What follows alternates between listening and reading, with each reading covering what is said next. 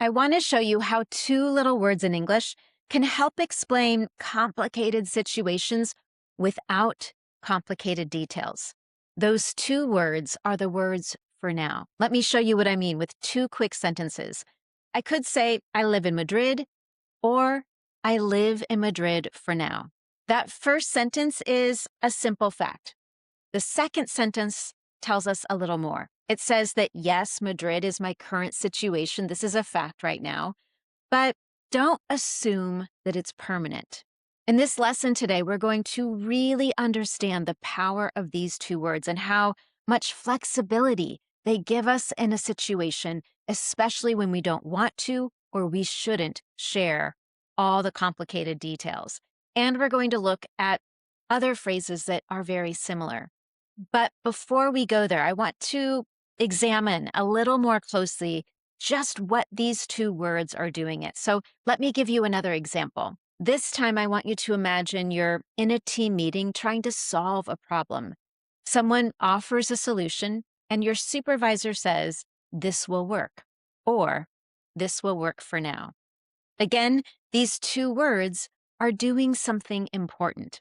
That first sentence, "This will work," suggests that, excellent, we've got the right solution. This is what we need to do going forward. The second sentence, "This will work for now," suggests that, okay, this is a good idea. It's a good solution for this moment. It's okay at this moment, but we may need to change it. What I really love about this combination of "for now" is that it acts like a shortcut in English. It carries a lot of meaning instantly without long, detailed explanations. For example, I could be chatting with a coworker before a meeting officially starts. And in that moment, I might say, I'm staying at my sister's because our basement flooded. We have to redo all the plumbing, and we're still waiting to find out how long these repairs are going to take. Or I could simply say, I'm staying at my sister's for now. Done. I don't need to share every detail if I don't want to, or if it's unnecessary or inappropriate. And that brings me to one more thing that makes this word combination so powerful. These words, for now, set boundaries, socially recognized boundaries. They suggest that, yes, there are reasons for a situation to be temporary, but those reasons don't need to be discussed. Or maybe I don't want to discuss them, or maybe they shouldn't be discussed. For example, in a professional situation, you probably wouldn't say this to a customer. You wouldn't say, we're not taking on new projects right now because our main developer quit last week and now we're interviewing new clients and trying to replace that person. Instead, it would be more appropriate to say, we're not taking on new clients at this time. Those words at this time are similar to "for now," but they carry a more formal or professional tone. So as I said, I want to help you use the words "for now" correctly, along with similar phrases. We'll look at "for the time being," "at this time," and one or two others. My goal for you is to explain complicated situations in English clearly and naturally, and without over-explaining. Now, because we're talking about how to emphasize something that is temporary, I know you might be asking, why do we need this in English? We already have the present continuous tense, as in, I'm working in Lisbon this year, or I'm staying with my friend while my apartment is being repaired. I'm taking a break from social media this month. In each of those examples, the present continuous is doing its job. It tells us that this situation is happening right now and it's not permanent. So, why do we need "for now"? The answer is "for now" is more flexible. It emphasizes that change is coming, and it can be added to many different kinds of sentences. You can use it with a simple fact.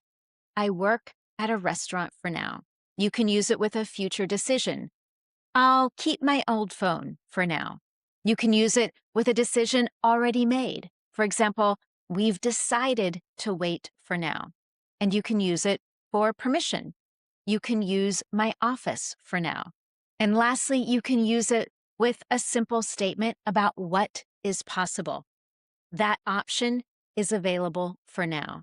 In all of these examples, for now adds the same important idea that something is true at this point in time, but it may change later.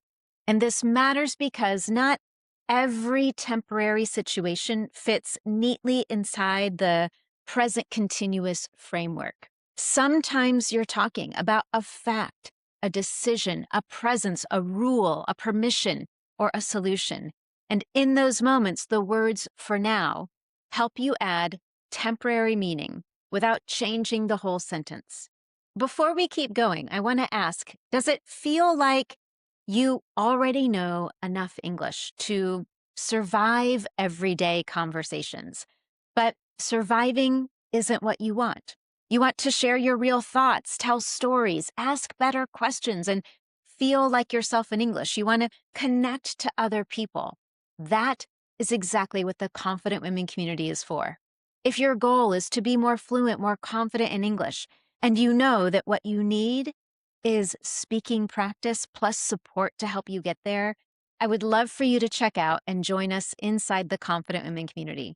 I'll share a link where you can get all the details in the notes below. Now that we have a better understanding of why the words for now are so helpful and how we can use them, I want to look at some similar phrases, including for the time being, for the moment, and at this time. That first one, for the time being, is super similar to the words for now. It means for a limited period. And although English speakers often use for now and for the time being interchangeably, there is a difference in tone. For now is short, flexible, and conversational, while for the time being sounds just a little bit more careful or deliberate. It often suggests that a temporary arrangement has been chosen and will continue until something else changes.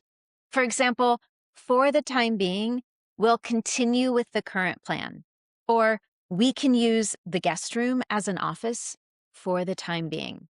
This phrase is especially useful when you don't know exactly how long the temporary situation will last. Next, let's look at a similar phrase with a slightly different feeling, for the moment. This means that something is true or useful right now, but it may change later.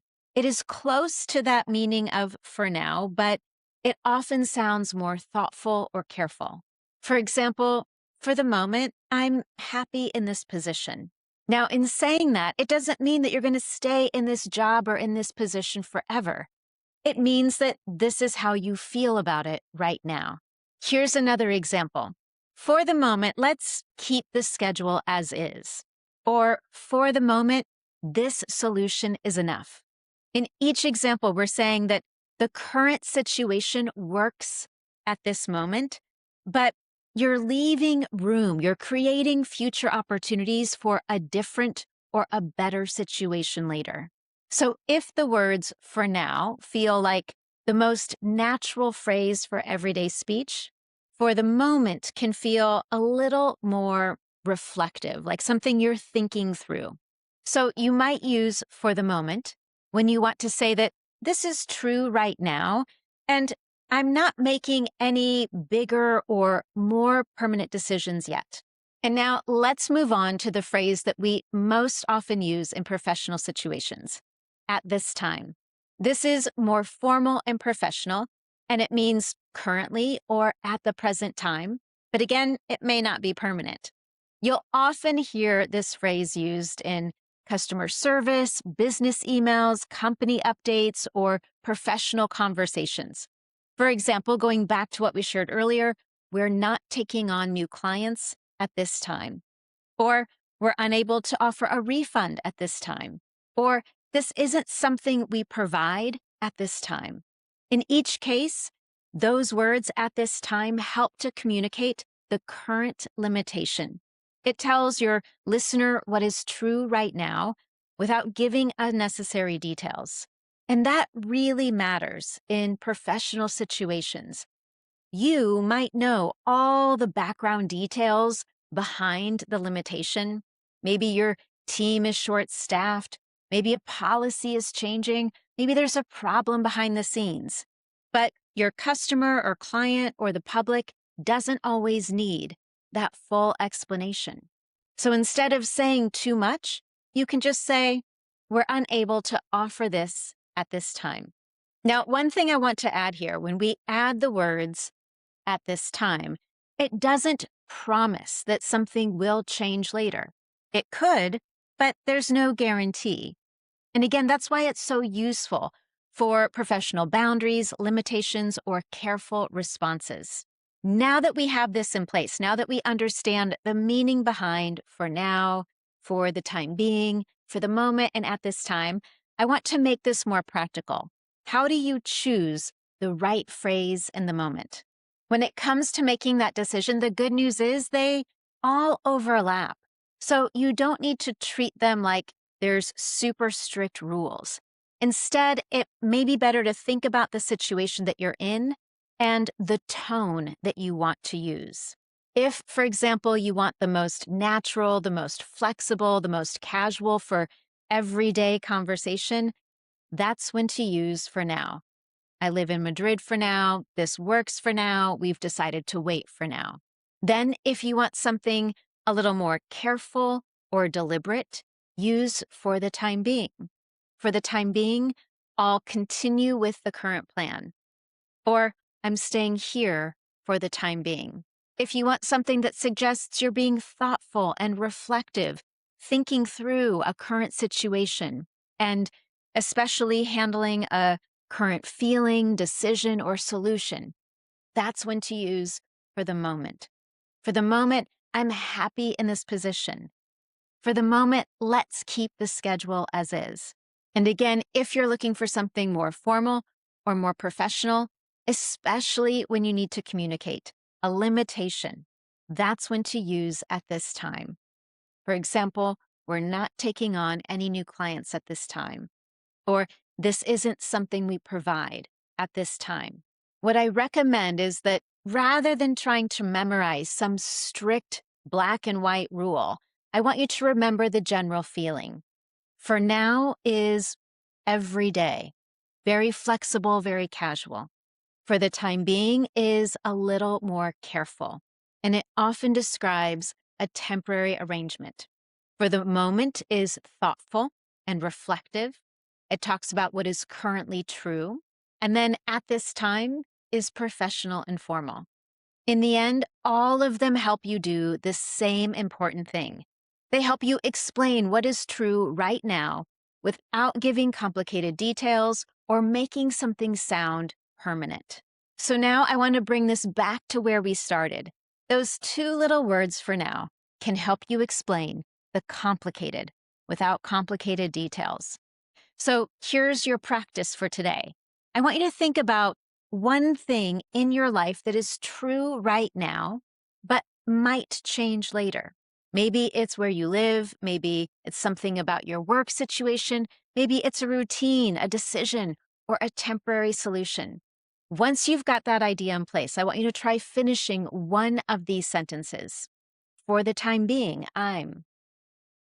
For the moment, I'm. This works for now because. And lastly, we're not at this time. The best way to get started is to choose one today, write it down, and notice what that phrase helps you do. You're not explaining every single detail. You're not saying this will be true forever. You're simply saying, this is the situation right now, and that's the power of these small phrases. They help you to be clear, natural, and precise, even when the situation itself is kind of complicated and difficult to explain. As always, if you found today's lesson helpful, don't forget to subscribe or follow wherever you're listening or watching from today. Thank you so much for joining me, and I look forward to next time.